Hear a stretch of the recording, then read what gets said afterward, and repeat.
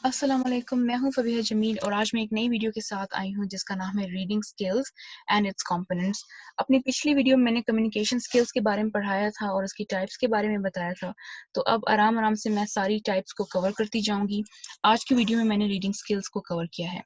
तो चलते हैं, आज जो हम टॉपिक्स पढ़ेंगे उनमें सबसे पहले तो मैं रीडिंग की डेफिनेशन इंट्रोड्यूस करवाऊंगी। उसके बाद things you need to know as a teacher और as a student about reading की क्या चीज़ें जानना ज़रूरी हैं। फिर मैं इसके कंपोनेंट्स पढ़ाऊंगी जो कि बहुत ज़रूरी है अगर आप रीडिंग स्किल्स के बारे में जानना चाहते हैं।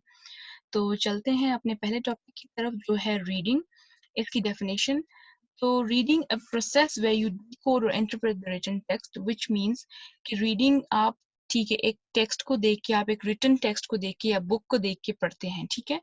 अब जब हम रिटन टेक्स्ट को स्पोकन लैंग्वेज में यानी कि लिखी हुई चीज़ को अपनी आवाज़ में तब्दील करते हैं, तो इस प्रोसेस को रीडिंग का नाम दिया गया है।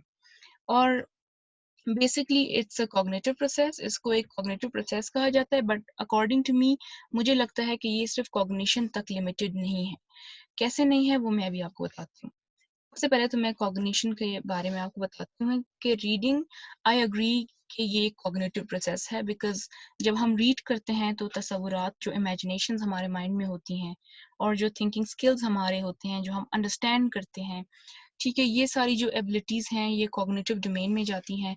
आई एग्री, बट ये कॉग्निटिव डोमेन तक ही लिमिटेड नहीं है रीडिंग का प्रोसेस। बिकॉज नाउ थिंक, अगर आप कोई एक ऐसी स्टोरी पढ़ रहे हैं जिसमें वो एक गमगीन सी कहानी है और आपको उससे दुख होता है, या आप कोई पैट्रियोटिक सी स्टोरी पढ़ रहे हैं जिसमें आपको जज्बा आ जाता है, तो इसका मतलब है कि आपके इमोशंस भी इन्वॉल्व हो रहे हैं रीडिंग में, विच मीन्स कि अफेक्टिव डोमेन भी, रीडिंग अफेक्टिव डोमेन को भी ट्रिगर करती है। और इसके बाद हम रीड तभी करते हैं जब हम टेक्स्ट को देखते हैं। तो ये जो हमारी आई कोऑर्डिनेशन हो रही है माइंड के साथ, इसका मतलब ये है कि रीडिंग हमारे साइकोमोटर डोमेन को भी ट्रिगर करता है। So this is my perception about reading. अच्छा, उसके बाद हम चलते हैं कि वो चीज़ें जो रीडिंग के लिए हमें जानना ज़रूरी हैं। पहला ये कि it's a crucial skill as no one is diverted to it on its own until deemed necessary और प्लेजर। रीडिंग एक, हम कह सकते हैं, थोड़ा सा हैवी सा स्किल है। किसी को इतना ज़्यादा नहीं पसंद कोई वो रीड करे। अगर बहुत कम लोग मैंने ऐसे देखे हैं जिनकी रीडिंग हॉबी हो। सॉन्ग्स बहुत सारे लोग सुन लेते हैं एज अ लिसनिंग, ठीक है, लिखते भी बहुत सारे लोग हैं, लेकिन रीड हम तब ही करते हैं जब बहुत ज़्यादा ज़रूरत हमें पड़ जाए। फॉर एग्जांपल स्टूडेंट्स जैसे हम हैं, हम तब रीड करते हैं जब हमें एग्जाम्स देने होते हैं, हमने नोट्स पढ़ने होते हैं, हम तब रीड करते हैं। या एज अ प्लेजर, प्लेजर के अगर हमें कोई एक नॉवल है और हमने उसकी बहुत ज़्यादा तारीफ़ें सुनी है तो हम वो नॉवल भी पढ़ लेते हैं। लेकिन मैं खुद अपने बारे में ये बता दूं कि मैं लाइब्रेरी ज़्यादा नहीं जाती, ना ही मैंने लाइब्रेरी में बहुत ज़्यादा लोगों को देखा है। तो ये एक क्रूशियल सा स्किल है। I have never seen a lot of people reading, ठीक है। फिर इसके बाद है children most of the times are afraid to read. बच्चों को मोस्ट ऑफ द टाइम्स, अगर हम क्लासरूम एनवायरनमेंट में देख लें, सेल्फ एस्टीम के इश्यूज हो जाते हैं कि हम अगर रीड करेंगे तो हम पे सब हंसेंगे या फिर टीचर मुझे डांट देगी। क्यों? क्योंकि वो अपनी रीडिंग पे कॉन्फिडेंट नहीं होता। तो ये चीज़ भी जानना, as a teacher, as a prospective teacher और अ ट्यूटर और as an educator, you must know कि ये चीज़ एक बच्चे के लिए बहुत एफर्ट वाली चीज़ होती है। फिर उसके बाद है रीडिंग नीड्स डीप अटेंशन। अगर कोई चिड़िया भी कहीं से आ जाती है या ऊपर से जहाज गुजर जाए, तो हमें उसमें भी हमारी रीडिंग की जो अटेंशन है वो ख़राब हो जाती है, हम डाइवर्ट हो जाते हैं किसी और चीज़ की तरफ। विच मीन्स कि जब हम रीड करते हैं तो उसमें अटेंशन का होना लाजमी है। अच्छा, ये I think this is something you need to know about reading. उसके बाद हमारे पास 5 कंपोनेंट्स ऑफ रीडिंग है। अब आप सब सोच रहे होंगे कि मैंने कंपोनेंट्स रीडिंग स्किल्स में क्यों डालें, ये 5 कंपोनेंट्स बोल दें इनको या 5 स्किल्स बोल दें। अगर ये 5 स्किल्स किसी में नहीं होंगे, इट मीन्स कि वो स्किल्ड रीडिंग तक नहीं पहुंच सकता। स्किल्ड रीडिंग होने के लिए आपको इन सारे 5 कंपोनेंट्स का आप में होना बहुत ज़रूरी है। एक एक करके मैं अभी सबको एक्सप्लेन करूंगी। सबसे पहले तो हमारे पास है डिकोडिंग। अच्छा, डिकोडिंग क्या है? बेसिक एंड फाउंडेशनल, ये बहुत बेसिक हमारे पास स्किल है। कैसे है वो मैं अभी समझाती हूँ। डिकोडिंग का मतलब ये है कि to transfer the written word into speech. जो चीज़ लिखी हुई है उसको स्पीच में, यानी कि अपनी जो है आवाज़ में कन्वर्ट करना, डिकोडिंग कहलाता है। अब आप लोग ये सोच रहे होंगे कि यार इतनी क्या बड़ी बात है कि लिखी हुई चीज़ हम उसको आवाज़ में तब्दील नहीं कर सकते। But Decoding includes skills like phonics, phonological awareness and phonemic awareness. اب آپ ایک اسٹوڈنٹ کے پرسپیکٹو سے سوچیں کہ جب ایک بچہ ریڈ کرتا ہے تو اس کے لیے کیا ایشوز ہوتے ہیں وائل ریڈنگ. ٹھیک ہے, اس کے لیے ڈیکوڈنگ ایک بہت بڑا ایشو ہوتا ہے. اسی لیے اس کو فنڈامنٹل کہا گیا, کیونکہ جب تک بچہ اس کو ساؤنڈ میں کنورٹ نہیں کرے گا تو وہ آگے کے اسکلس تک بھی نہیں پہنچ سکتا. اب کیسے نہیں پہنچ سکتا, میں آپ کو ایک ایگزامپل بتاتی ہوں. فار ایگزامپل یہاں پہ لکھا ہوا ہے کیٹ ڈو ناٹ لائک بات. ٹھیک ہے, ایک اسٹوڈنٹ کے سامنے ہم نے رکھ دیا.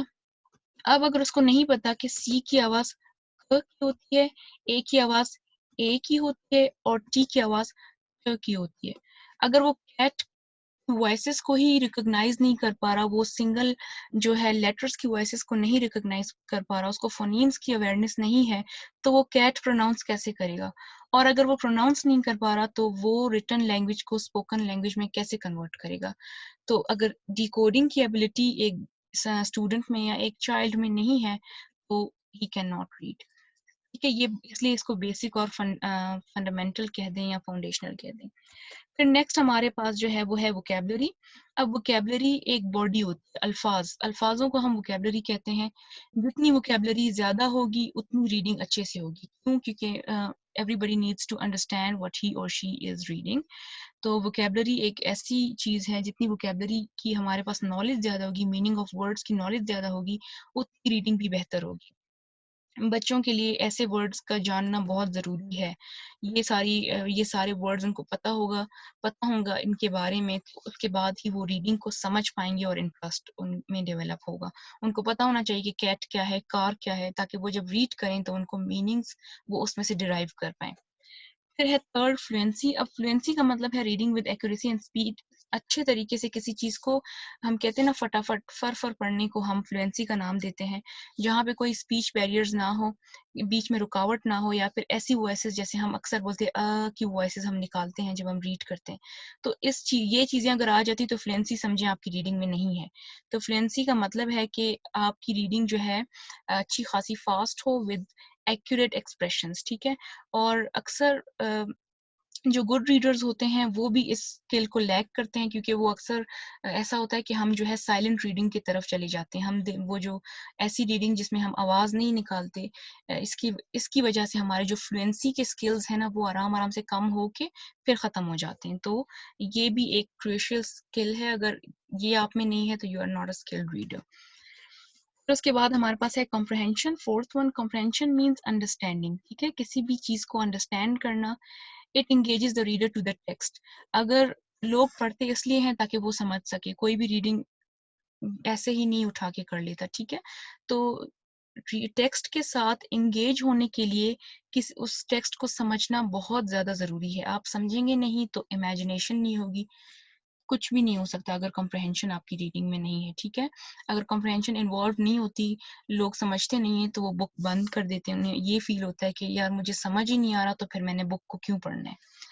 اچھا, اب کمپریہنشن کا یہ مطلب نہیں ہے کہ آپ صرف ایک ورڈ کی میننگ آپ کو آئے, بلکہ ایک ورڈ مختلف جگہوں پہ کیسے یوز ہو رہا ہے اس کی بھی میننگ آپ کو آنی چاہیے. فار ایگزامپل میں نے یہاں پہ رکھا ہے ایک مثال میں نے رکھی ہے, there are 2 types of roses, she can type really fast. اب آپ دونوں میں ٹائپ کی میننگ دیکھ لیں کہ اوپر وہ بتا رہے ہیں کہ روزز کی 2 قسمیں ہیں, اور نیچے وہ ٹائپنگ کے بارے میں بتا رہے ہیں کہ وہ لڑکی جو ہے ٹائپنگ بہت فاسٹ کرتی ہے. سو دس از ہاؤ کہ کمپریہنشن کا اسکل بھی ہونا چاہیے کہ کس سینٹینس کے ساتھ کون سا ورڈ یوز ہو رہا ہے, یہ سمجھنا بہت ضروری ہے.